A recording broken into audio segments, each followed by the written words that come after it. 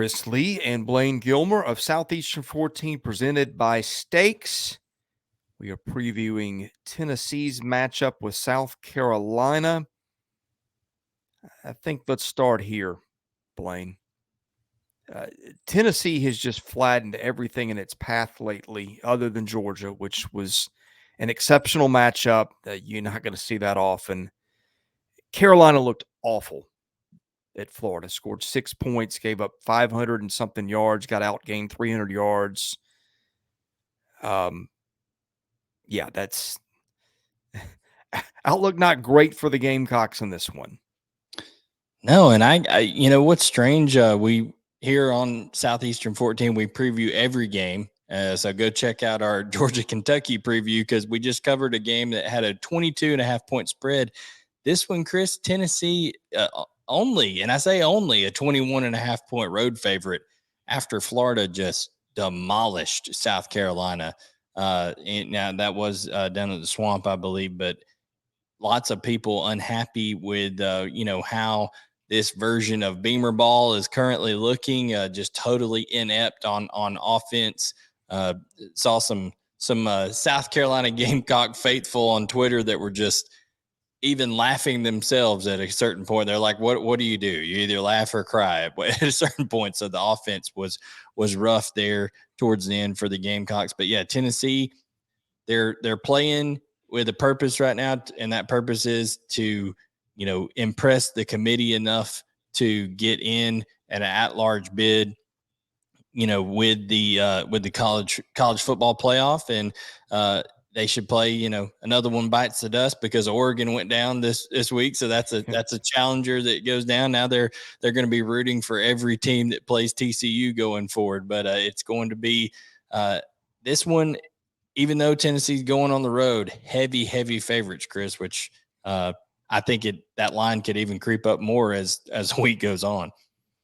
Well, I don't think Beamer ball is the problem as much as it's Beamer players. And I say Beamer players, they're not all his guys. He was not left a great deck of talent by Will Muschamp. And the biggest question I have is, does Marshawn Lloyd play? I don't think that – look, Carolina's not winning this one with or without him, but I do think his presence makes a difference. Yeah, when you got Jaheim Bell as your leading rusher in terms of carries and yards, Jaheim Bell's a phenomenal athlete, but he's going to be more of a tight end type guy. You don't want him, being the guy who's toting the rock for you too much. It's rough right now. And Spencer Rattler, he wasn't the turnover machine against Florida, but he also just didn't do anything spectacular either. And the wide receiving core has kind of underperformed. I thought Josh Vann going into this year would have been I thought he was set up to have a really, really breakout type year, and that just has not materialized. And, even they held Juice Wells in check over there as well. So Florida did, and that's a Florida defense, obviously, it's had its struggles. So I think that's a little bit alarming for you if you're Shane Beamer for the offensive side of the ball. And now you're going to face a Tennessee team who is opportunistic defensively, likes to create a lot of havoc with their front. It can be had sometimes in the back end, but I'm not sure that South Carolina is able to take advantage of that. We'll see when we break down the matchups here. When the Vols have the ball, oh boy, what a sight to behold. Tennessee's averaging 47.4 points a game. Carolina's giving up 25.2. The Vols actually run it more than they pass it, 40 rush plays a game to 34 pass plays. And again, a sack is a pass play, and we take that into consideration. So the Vols have fumbled it and lost 7 fumbles. Carolina's recovered 5. The strength of Carolina's team is probably interceptions. Cam Smith is a tremendous defensive back, but the problem is Tennessee's only thrown 3. Hendon Hooker's just incredible with the ball. Carolina has registered 16 sacks. Tennessee a little vulnerable. It's given up 22. It might be something to watch if you're looking for a little thing that's encouraging if you're Carolina. Yards per run play, Tennessee averaging 5.1, which is exactly what Carolina's given up. yards per pass play. The number I have in front of me is not correct for Tennessee, so I'm not even going to read it. But Carolina giving up 6 yards per attempt. Anyway, the Vols are incredibly efficient in the passing game. Jalen Hyatt's had an incredible year, that matchup with Ian. I guess Cam Smith will be on him. I don't know. But, yeah, good luck stopping this offense because you've only seen one team do it so far. Yeah, and who knows if they'll have Cedric Tillman back or not. He didn't get to play in senior day, still nursing that ankle that he had surgery on earlier in the year. So we'll see if he's able to return or if they're saving him, for that potential playoff run or whatever happens. But you're right, Jalen Hyatt, Brew McCoy have really, picked up the slack, so to speak. Ramel Keaton is another major target for him and does good things. And Tennessee obviously pushed a little bit into the third quarter. There was a little bit of Missouri, pushing back, and I think part of that is Tennessee's inability sometimes to do some things defensive. But we'll talk about that in a minute. But offensively, yeah, you're absolutely right. This is a run first, despite what people think, run first offense, because they want to get things going. They want to get Jabari Small going. They want to make sure that now you saw that Jalen Wright was obviously great, but now they've added Dylan Sampson into that piece, a freshman that came in and did some good things against Missouri there. So, and then Hendon Hooker can beat you with his legs as well. So South Carolina giving up that over 5 yards a carry mark over there, not great. For doesn't bode well for this, because Josh Heupel, if you don't stop the run, he'll continue to run it, and then once you do commit the numbers to the box, Chris, it's over the top. And listen, there will be no relenting here, because Tennessee is in full style points mode to try to overtake a potential one-loss team from another conference, depending on what the scenarios end up at. So they are in full on, just pour it on as much as they can mode. Yeah, you can ask Eli Drinkwitz about that. I found my number. Tennessee's averaging 9.8 yards a pass play. That includes the snaps Joe Milton's had, which you could see Joe Milton the way I think this game will go down. I watched Carolina in person a couple weeks ago. One thing that stood out to me, I just don't think they're very fast on the edges. And that's where Tennessee will kill you. Hooker, maybe getting receiver underneath, or Small or Wright or some of those running backs. That's what scares me if I'm South Carolina, is just what Tennessee can do to you, maybe down the hashes and outside. And God knows Tennessee's made a ton of big plays here. The other thing, Carolina's pass defense has been pretty good, but you look at the schedule, some of the teams on there, Kentucky, A&M, Missouri, Vandy, not huge passing teams. Charlotte. Arkansas, good offense. Well, yeah, I mean, and that's in addition to the bad teams. Yeah. South Carolina State, Charlotte, Georgia State. Arkansas is more of a running team. And Arkansas had its way with Carolina. So I think in addition to the numbers here, just watching both teams play, I see some things that are issues for Carolina when the Vols have the ball. Yeah, it's gonna be tough to stop all those playmakers. Basically, what it comes down to, Chris, with those splits so wide for Tennessee, you always have some sort of combination of a shot deep and then a in breaking route underneath. And Hendon Hooker's just so good at taking what the defense gives him there. So I think that what the problem you're going to have is you can't simulate that pace. And I think Tennessee is going to just eventually wear this South Carolina team down, because as you mentioned, even though that they're both in year two, these guys there, I think that the depth is much more. There's a lot more depth on that Tennessee team, especially offensively, than there is on South Carolina's defense. So I think they'll wear them down probably in short order. Before we talk about the other side of the ball, let's talk about our presenting sponsor, Stakes. You can predict sports better than the crowd. For a chance to earn NFTs with Stakes, players can cement their sports predictions against friends, other fans, and influencers forever. Don't let your sports genius go overlooked. Join Stakes and have the best predictions captured in the moment. Go to playwithstakes.com/14. Use our invite code Southeastern14. Get your double welcome bonus. It's not a betting app. It's a predictions app, free to play, free to make your picks. You can win stuff. You can support our sponsor. You can have fun. What's not to like?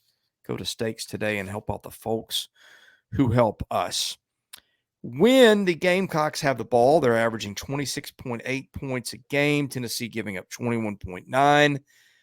Carolina's lost 12 fumbles and 11 interceptions. The Vols have picked off 9 passes and recovered 7 fumbles, so that's kind of problematic. The Gamecocks have been sacked 23 times. Tennessee's got 23 sacks. Carolina averaging 4.8 yards a rush play. Tennessee's run defense has been underrated, giving up 3.9 per rushing play. I know a lot has been made about Tennessee's pass defense. But if you factor in sacks and factor in number of snaps, yes, Tennessee's going to give up yards, but that's because there's a ton of plays in games. Carolina throwing for 6.7 per pass, Tennessee giving up 6.3. Turnovers have just been so problematic for the Gamecocks, and Tennessee's, with 16 turnovers, it's gotten the benefit of that. I think that's another issue here too. Yeah, Tennessee, like I said, opportunistic, right? They'll give up their fair share of yards, but they typically stiffen in the red zone. The kind of a bend but don't break mentality, so to speak, and they're active up front. They Byron Young and that crew up front. They really get after quarterbacks, and that's one reason that Georgia was able to have success, right, Chris, is because Stetson Bennett is a lot more mobile than people believe that he is, and they blitzed early on. He beat that blitz, ran for a touchdown. Well, guess what? Tennessee didn't blitz anymore. They withheld that pressure a little bit.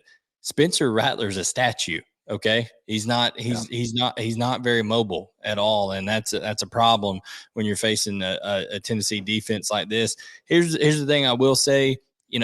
Other than the Georgia game, obviously earlier in the year, South Carolina didn't play very well, and that was a home game. They've lost another home game in Missouri, but that was an early kick. This is a night game. In Williams-Brice over there, they're going to have sandstorm. They're going to have the white towels going. So maybe that environment helps them out a little bit. Going, I don't care who you are, going and playing a SEC road game is always tough. You know that South Carolina will want to make it a great environment with recruiting and all that kind of stuff. And if there's one thing that Shane Beamer does is I think he's a genuinely great motivator, right? And so I wouldn't be surprised if South Carolina comes out early and is clicking and doing some things, because Tennessee is porous at times on the back end of their defense. But I just don't know what. Maybe they can find ways to get Juice Wells. Maybe they can find ways to get Josh Van some plays down the field. Jaheim Bell, but unless they have a Marshawn Lloyd back in this game, I don't know that they'll just have enough of that combination to consistently get things going. You saw Missouri at times give this Tennessee defense some fits over there, but that's because they were able to mix Brady Cook's legs, with some passing game down the field as well. But ultimately that sputtered out as well. So, it'll be interesting to see if South Carolina has some juice early. But ultimately, I think that this opportunistic Tennessee defense will give South Carolina some trouble, Chris. Yeah, a few things to consider before we make our picks.